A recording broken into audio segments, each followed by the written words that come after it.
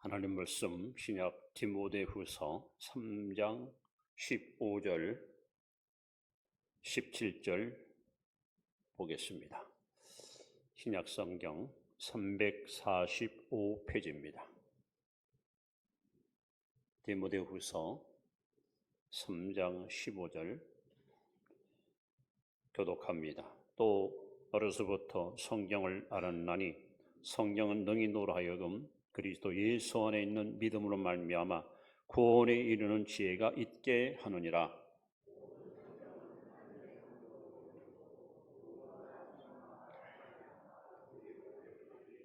같이 봅니다. 이는 하나님의 사람으로 온전하게 하며 모든 선한 일을 행할 능력을 갖추게 하려 함이라. 아멘.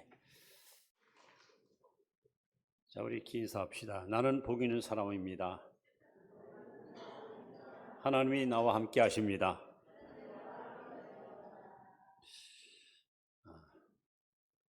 류 윌리스라는 사람이 있습니다. 이 사람은 1799년도에 태어나서 1859년도에 세상을 떠났습니다.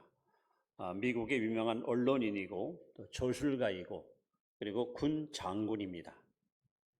그야말로 아주 지성인이고 엘리트 계층의 인물입니다. 근데 이분이 가장 친한 친구, 가장 가까웠던 벗이 어느 날 교회를 다니더니 예수 믿고 하나님께 헌신을 합니다. 너무 화가 납니다. 너무 기분이 나쁩니다. 그렇게 믿었던 친구가 어떻게 저렇게 쾌쾌먹은 성경책을 붙들고 교회를 다니며 하나님을 믿겠다고 아주 너무 그 모습이 가증스럽기도 하고 도대체 제가 제정신인가? 어찌 저럴 수 있을까 하고 친구에 대한 배신감을 느끼게 됩니다.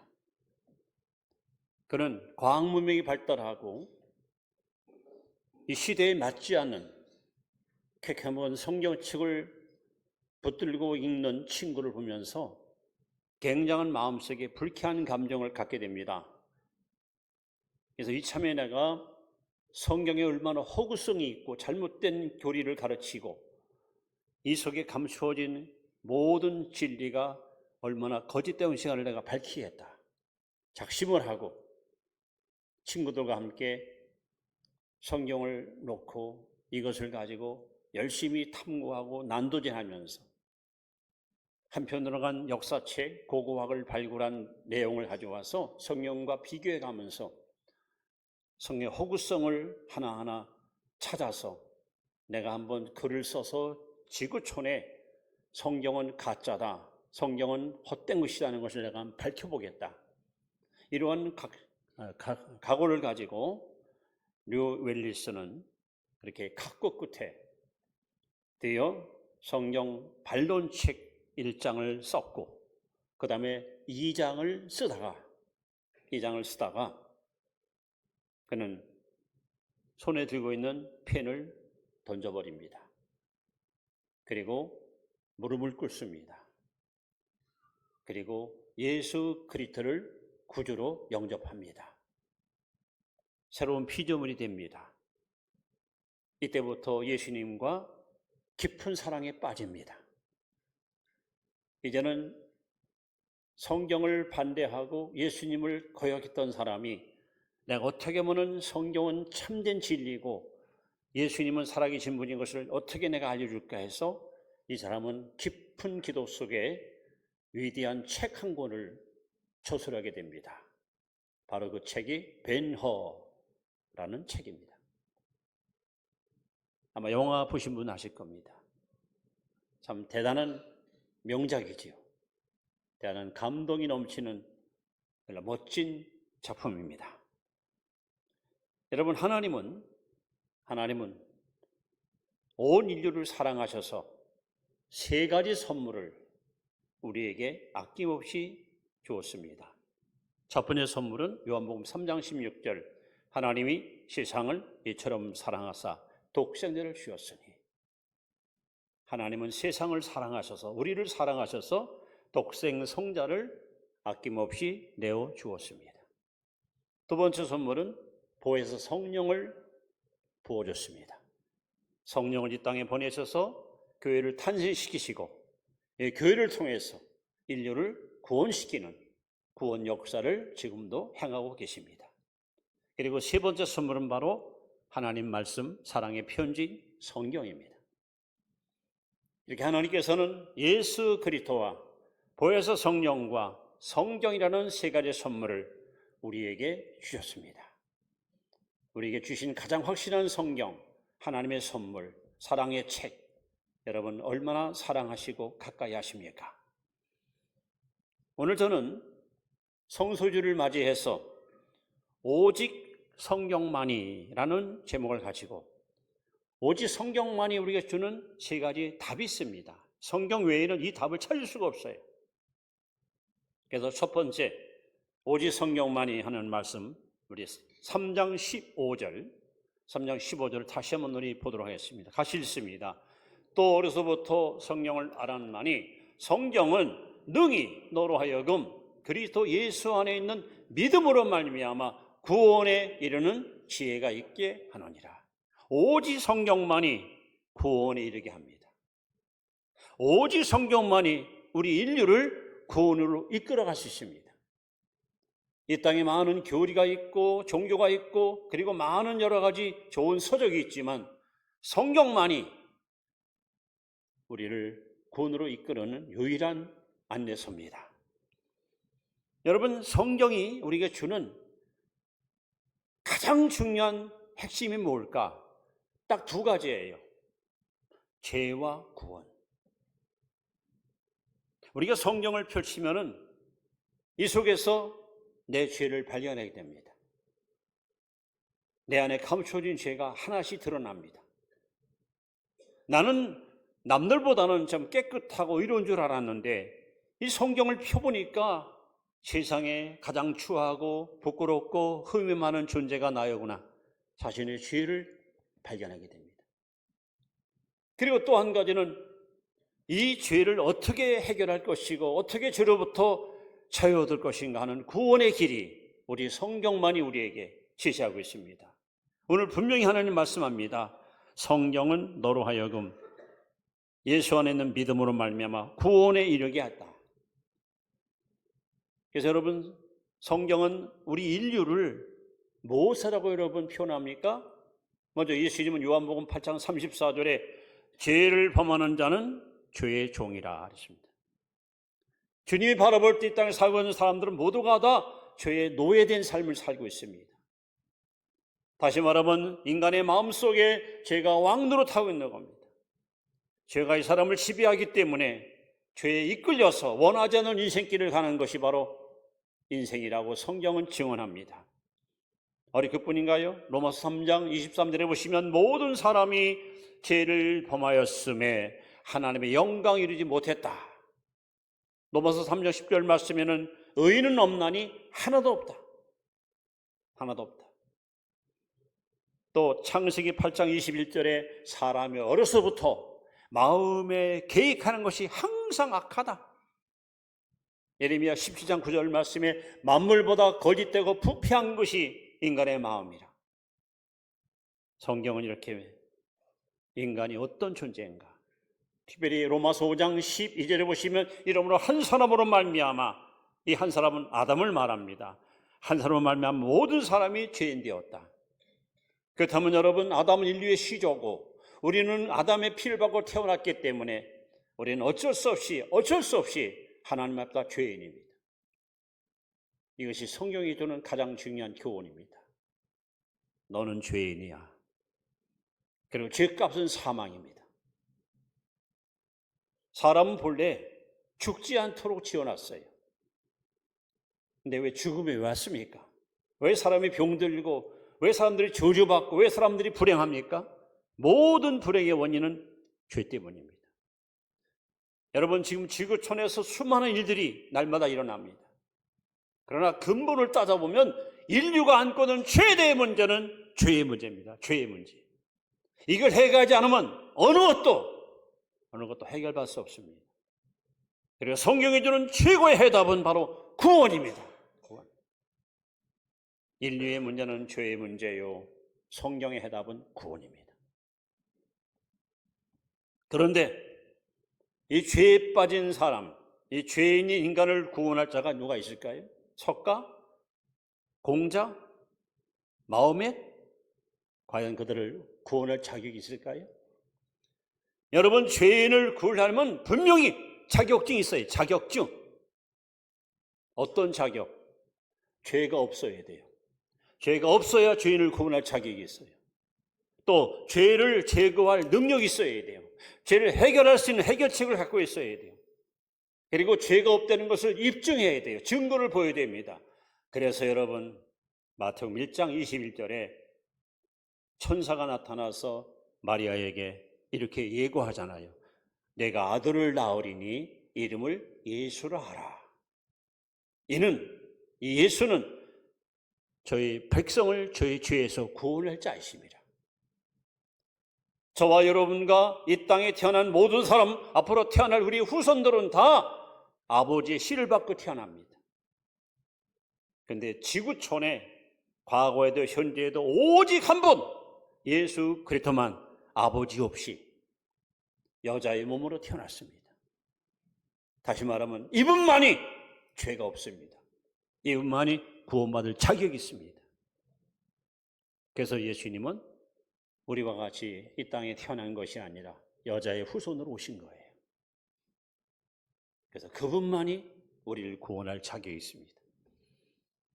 그리고 예수님이 이 땅에 오신 목적을 분명히 말씀합니다. 내가 온 것은 의인을 부르는 것이 아니라 죄인을 구원하고자 함이라. 근데 죄인을 구원하는 길은 하나밖에 없어요. 히브리 9장 22절에 피 흘림이 없은즉 죄 사함이 없느니라. 나의 죄를 씻기는 예수의 피밖에 없습니다. 그래서 예수님은 우리의 죄를 당신이 다 거머쥐시고 다 담당하시고 십자가 위에서 우리 대신 피 흘려 죽었습니다. 그가 흘린 피는 깨끗한 피이기 때문에 그 피만이 억저 장생 수많은 인생들의 죄를 눈처럼 양털처럼 깨끗이 씻을 수 있습니다. 그리고 예수님은 장사한 지 사흘 만에 무덤을 깨뜨리고 살아났습니다. 여러분, 우리 조상님들 다 돌아가셨습니다. 산에 가면 무덤이 있고 화장한 사람도 있고 매장한 사람도 있고 아무도 산 사람이 없어요. 다 죽었습니다. 왜? 죄인이기 때문에. 그러나 예수님은 살아났습니다. 왜? 죄가 없으니까. 그래서 여러분, 하늘과 땅과 만물 가운데 우리를 죄에서 구원할 분은 예수 그리스도밖에 없습니다. 이것이 성경이 주는 가장 중요한 교훈이에요. 이것이 바로 우리가 깨달아야 될 가장 중요한 진리입니다. 오직 성경만이 우리에게 구원의 길을 알려줍니다. 성경 외에는 어느 곳에도 죄에 빠진 죄인을 구원한다는 말이 없습니다. 살인하지 말아라, 미워하지 말아라, 용서하고 살아라, 서로 화목하라, 좋은 말은 다 있습니다. 다른 교리에도. 그러나 죄인을 위해서 예수가 죽고 죄값을 지불했고 무덤을 깨뜨리고 부활했다는 것은 성경밖에 없습니다. 그래서 베드로 사도는 사도행전 4장 12절에 천하인간에 우리를 구원할 이름은 없다는 겁니다. 여러분, 예수 그리스도만이. 그래서 예수님은 요한복음 14장 6절에 말씀하잖아요. 내가 곧 길이요 진리요 생명이니 나로 말미암지 않고는 아버지께로 올 자가 없느니라. 여러분, 천국 가는 길을 오직 한 길밖에 없습니다. 예수 그리스도만이 우리를 구원할 구원자이십니다. 그래서 오직 성경만이 구원의 길을 알려줍니다. 오직 성경만이 천국 가는 길을 안내합니다. 하나님 주신 이 최고의 선물을 여러분 감사하시 바랍니다. 자, 두 번째, 성경이 주는 또 하나의 오직 성경만이 뭘 줄 수 있는가? 두 번째는 어떻게 살 것인가. 자, 마태복음 7장 21절 말씀을 같이 봅니다. 시작. 나더러 주여 주여 하는 자마다 다 천국에 들어갈 것이 아니요 다만 하늘에 계신 내 아버지의 뜻대로 행하는 자라 들어가리라. 예수님이 이 땅에 오신 목적을 요한복음 6장 38절에 이렇게 말씀합니다. 내가 하늘로부터 내려온 것은 내 뜻을 행하려 함이 아니라 나를 보내신 이의 뜻을 행하려 함이니라. 예수님은 이 땅에 아버지 뜻을 이루기 위해서 오셨어요. 아버지 뜻이 뭡니까? 십자가에 내가 죽어서 죄인의 죄값을 깨끗이 지불하여 인류를 구원시키는 게 아버지 뜻이에요. 그럼 하나님께서 왜 저와 여러분을 이 땅에 보내실까요? 우리는 아무 의미 없이 태어난 사람 없습니다. 하나님의 섭리와 계획 속에 우리는 이 땅에 태어났습니다. 여러분 이런 생각 해보셨나요? 지구촌에 한 245개 많은 나라가 있잖아요. 근데 여러분들이 하나님 저는요 저 남미도 북미도 아프리카 필요 없고요 동북아시아 대한민국 땅에 태어나게 해달라고 여러분이 결정했습니까?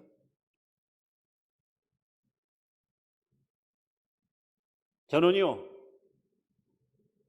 죽어도 남자는 싫어요. 여자로 태어나게 해주세요. 여러분이 결정했습니까? 제가 제일 좋아하는 성씨가 복씨예요. 복씨. 저는 복씨 가문에 저를 태어나게 해주세요. 여러분이 결정했습니까?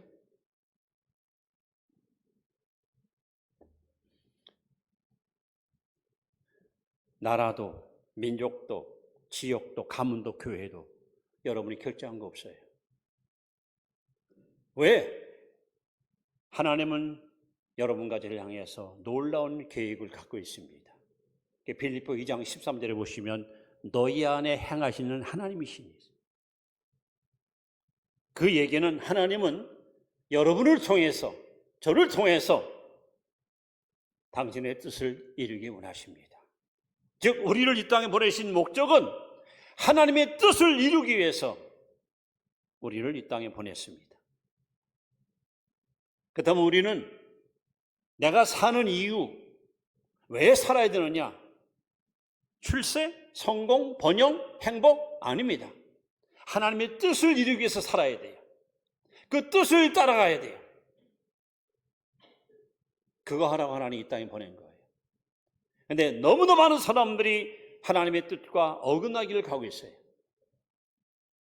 하나님의 뜻과 일치하지 않고 있어요. 그러니까 여러분 갈등이 오고 허송세를 보내고 아까운 시간을 허비하는 겁니다. 그러면 성경에 어떻게 살 것인가? 어떻게 사는 것이 하나님 앞에 아름다운 삶이고 후회 없는 삶이 될 수 있을까? 성경은 분명히 이렇게 살라고 말씀합니다. 여러분 인생은 일생입니다. 한 번밖에 못 삽니다. 아무렇게나 살기는 너무도 아깝습니다. 너무 소중합니다. 너무 중차대합니다. 우리는 하나님이 기뻐하는 삶을 살아야 됩니다. 그 삶이 뭘까? 고린도전서 3장 10장 33절로 33절에 보시면 31절로 딱 세 가지가 나와요. 첫째, 먹든지 마시든지 무엇을 하든지 하나님의 영광을 위하여. 이것이 여러분 삶의 목표가 되어야 돼요. 이사야 43장 7절에도 하나님이 우리를 지으신 목적 오직 나의 영광을 위해서 내가 지었다 그랬습니다. 여러분 예배 왜 드리십니까? 직장 왜 다니십니까? 결혼 왜 하십니까? 자식 왜 키우십니까? 돈 왜 보십니까? 사업 왜 하십니까? 성경은 분명히 말합니다. 오직 하나님의 영광을 위하여. 이것이 우리의 삶의 목표가 되어야 됩니다. 나를 지으시고 나를 구원하시고 나에게 기대를 갖고 계신 하나님의 영광을 위해서 살아야 됩니다. 두 번째는 다른 사람의 유익을 위하여. 예수님이 이 땅에 오셔서 이 삶을 친히 본을 보였습니다. 여러분 예수님 태어날 때 그 장소를 아시지요? 베들레헴 마우간. 아주 비천한 곳 태어났습니다. 그리고 주님은 이렇게 말씀하잖아요. 공중 나는 새도 집이 있다. 산에 여우도 굴이 있다. 이날은 머릴 곳이 없다 그랬어요. 죽으신 후에도 당신 묻힐 한 평 땅이 없어서 아리마대 요셉의 무덤을 빌려서 장사 치렀습니다. 예수님은 이 땅에 오셔서 다 주고 갔습니다. 아낌없이 십자가 위에서 몸 안에 피 한 방울 남김없이 다 주고 살았습니다. 예수님은 자신의 욕심과 욕망을 추구한 적이 한 번도 없습니다. 내가 온 것은 섬기러 왔다. 여러분, 인생을 왜 살아야 됩니까? 매 많은 사람들이 불행을 끌어안고 힘들어합니까? 이 욕심 때문에 그래요. 이기심 때문에 그래요. 자기밖에 모르는 이 틀을 깨고 성경대로 다른 사람의 유익에서 살아보세요. 여러분이 항상 머릿속에 내가 어떻게 가족들한테 유익을 줄까? 우리 교우들한테 유익을 줄까? 우리 직원들한테 유익을 줄까? 이거 고민하고 살아보세요. 어떻게 하면 젊을 잘 이용해서 좀 한도 잡아볼까? 어떻게 하면 저 사람을 통해 내가 좀 벌어볼까? 이런 야비한 마음을 버리고 성경대로. 여러분, 제 삶의 좌우명을 아시죠? 좌우명. 제 좌우명 아시죠? 유명한 목사보다 유익한 목사 되기 원합니다. 정말 그렇게 살고 싶어요. 모든 사람에게 유익을 주고, 유익. 무익한 존재가 아닙니다. 해로운 존재가 아닙니다. 있으나만 존재가 아닙니다. 꼭 필요한 존재, 유익한 존재, 도움이 되는 존재, 행복을 주는 존재. 이 사람만 오면은 다른 사람이 모두 다 기뻐할 수 있고 즐거워할 수 있고. 예수님은 이 땅에 오셔서 이렇게 자기의 유익은 하나도 구하지 않고 철저하게 인류의 유익을 위해서, 민족의 유익을 위해서 아낌없이 다 내어주었습니다. 이것이 삶의 두 번째 목적입니다. 세 번째 목적은 뭘까? 영혼을 구원을 위해서요. 많은 영혼을 구원하기 위해서. 여러분, 일생을 살면서 훗날 하나님 앞에서 하나님이 인정하는 삶, 하나님이 축복하는 삶, 너 잘했어. 그게 내가 원하는 거야. 그게 뭔지 아십니까? 영혼 구원하는 거예요. 아무리 이 땅에서 출세하고 돈 벌고 성공해도 한 영혼도 구원시키지 못하고 부끄럽게 내 영혼만 구원받다면 여러분은 실패한 인생이에요. 그래서 다니엘서 12장 3절에 많은 사람을 옳은 인도한 자들은 궁천에 빛나는 별과 같이, 여러분, 우리는 이 땅에서 스타가 될 수 없어요. 그러나 하늘나라 스타는 될 수 있어요. 여러분, 천국 가보세요. 상급이 달라요. 최고의 상, 순교자들. 2등상, 1등상은 순교자, 2등상 전도 많이 한 사람들. 여러분, 할 수만 있으면 가까운 친구, 이웃들 구원시키세요. 예수 믿게 하세요. 하나님이 그걸 가장 기뻐합니다. 얼마 그거 기뻐합니까? 누가복음 15장 7절에 이러므로 죄인 하나가 회개하면 하늘에는 의인 99보다 기뻐한다 그랬어요. 디모데전서 2장 4절에 하나님 모든 사람이 구원을 받으며 하나님 모든 사람이 구원받기 원하십니다. 심지어 베드로 3장 9절에 보시면 악한 자라도 멸망을 원치 않습니다. 회개하여 구원에 이르기를 원하십니다. 어떻게 살 것인가? 성경만이 해답을 줍니다. 이렇게 살아라. 이렇게 살아야 너는 가치 있는 인생이다. 너는 이렇게 살아야 훗날 내 앞에 와서 상급받는다, 인정받고 칭찬받는다. 하나님의 영광을 위해서 사십시오. 많은 사람이 유익을 위해서 사십시오. 영혼을 구원한 일에 여러분 최선을 다하십시오. 그렇게 살면 여러분 스스로가 긍지를 느낄 거예요. 긍지. 훗날 눈을 감을 때 후회 없어. 하나님, 나는 이렇게 살았습니다. 여러분, 아무렇게나 살지 마세요. 목적 없는 삶 살지 마세요. 의미 없는 삶 살지 마세요. 뚜렷한 목적의식을 가지고 오늘 성경이 제시하는 이 방법대로만 여러분 순종하고 산다면 이 땅에서는 하나님께서 여러분의 삶을 반드시 인정해 줄 것이고 훗날 주 앞에 나갈 때 주님이 주시는 면류관을 우리는 받아 쓰게 될 것입니다. 자, 성경이 주는 해답입니다. 오직 성경만이 구원의 길로 인도할 수 있습니다. 오직 성경만이 어떻게 살 것인가를 우리에게 명확하게 알려주고 있습니다. 자, 세 번째입니다. 이번엔 계시록 14장 13절 말씀입니다. 같이 읽습니다.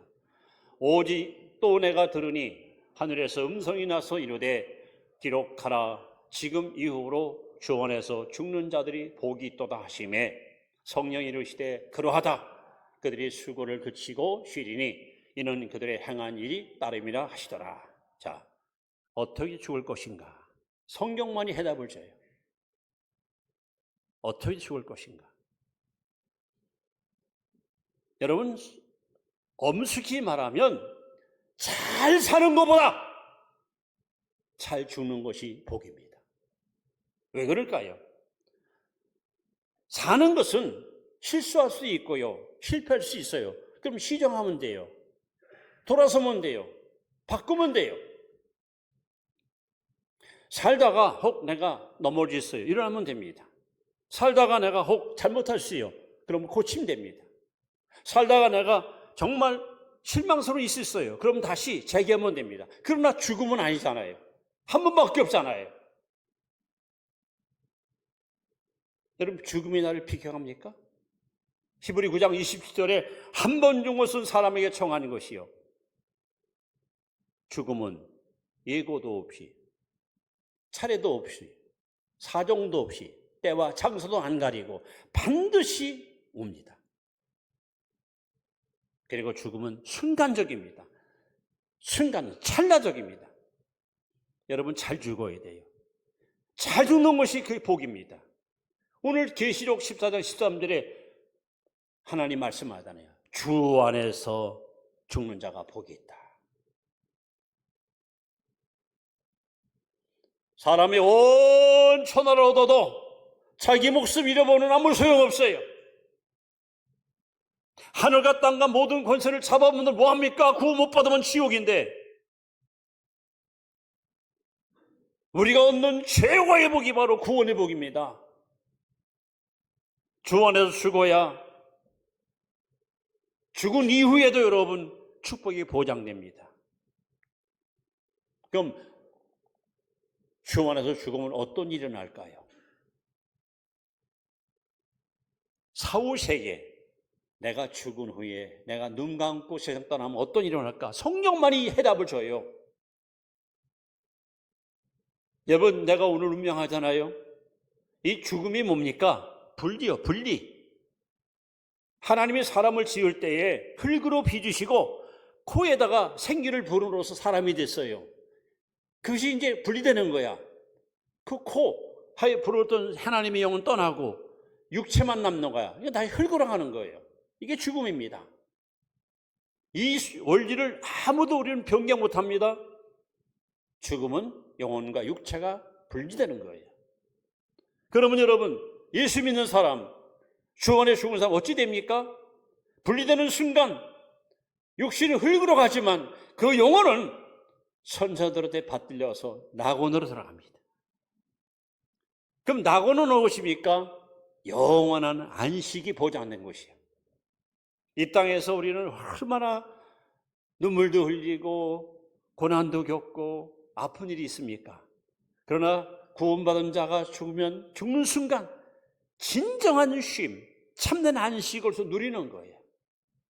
말로 표현할 수 없는 낙원에서 마음과 행복을 만끽하며 그리스도와 함께 찬양하며 기쁨으로 지낼 수 있습니다. 그러다가 어떤 일이 벌어지나요? 요한복음 5장 28절에 보시면 이를 기억이지 말라. 자는 자들이, 죽는 자들이 아버지 아들의 음성을 들었다고 하니 곧 이때라.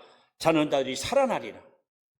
여러분, 예수님이 공중 재림할 때에 천사랑 나팔 소리가 울려 퍼지는 날 모든 무덤이 다 열립니다. 그때 두 가지 사건이 일어납니다. 구원받는 사람들은 생명의 부활로, 안 믿는 사람들은 심판의 부활로 살아납니다. 그리고 심판 앞에 끌려가서 세 권의 척을 펴놓고 심판받고 그들은 결국 저주받아 지옥불로 떨어집니다. 그러나 구원받은 사람들은 예수님 공중 재림할 때에 낙원에 있던 영혼과 땅에 있던 육체가 다시 연합해서 예수님과 같이 거룩하고 흠없고 영광스럽고 빛나는 모습으로 부활하여 저 영광에 들어가서 세상에 무고토록 영생을 누리게 됩니다. 잘 죽어야 됩니다. 구원받지 못하고 죽은 것은 아무 의미가 없습니다. 여러분, 누가복음 16장에 잘 나오잖아요. 부자와 나사로. 얼마나 돈이 많으면 날마다 잔치를 벌여요. 날마다. 그런데 그들이 딱 죽자마자 나사로는 낙원에 들어가서 아브라함 품에 안기고 부자는 불 속에 떨어졌어요.